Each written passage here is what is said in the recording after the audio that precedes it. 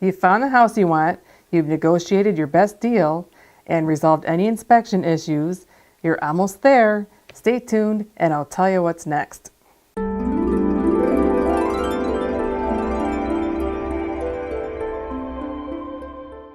Hi, I'm Kelley Knitz of the Kelley Knitz Team. The home buying process can be a lengthy one. So when you get an accepted offer, you kind of feel like you're on the home stretch.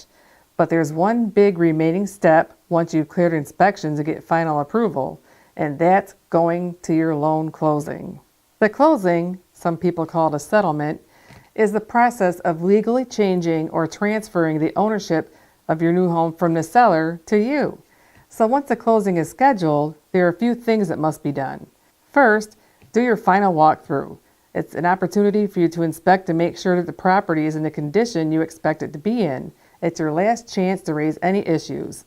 Second, you should receive a copy of your HUD, or some people call it a closing statement, within 3 days before closing. And this gives you enough time to review it to make sure that the financial details are in order and match what your loan officer told you when you first met them to get pre-approved. If there's a variance in the numbers, have your lender explain why. Third, make advance arrangements for the transfer of utilities such as the water, the electric, the gas, depending upon when you take possession. If it's possession at closing, definitely make sure you make those phone calls before closing to avoid any shutoffs. Your realtor will be giving you a list of things that you should be bringing to closing, so that if there are any discrepancies, you'll have documentation to back up your side. Some of the things you'll need are identification. The best form of identification is your driver's license. Proof of insurance. Down payment funds are going to be needed in the form of either a cashier's check or a certified check made out to the title company. And your checkbook in case there's any small differences in numbers that you weren't anticipating. At the closing itself, you'll be signing a lot of documents pertaining to the sale and transfer of ownership.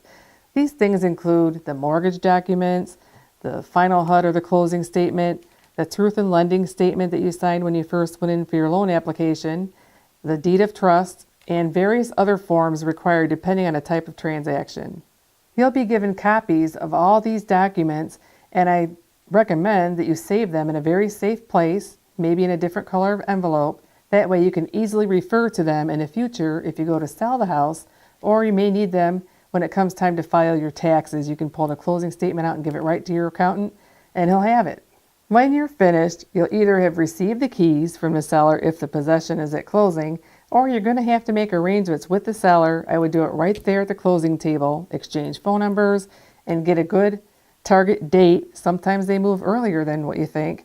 You might give them 30 days, but they might have already found a mover and be moved in 2 weeks. So make those arrangements at the closing table of when you're going to exchange keys and transfer utilities.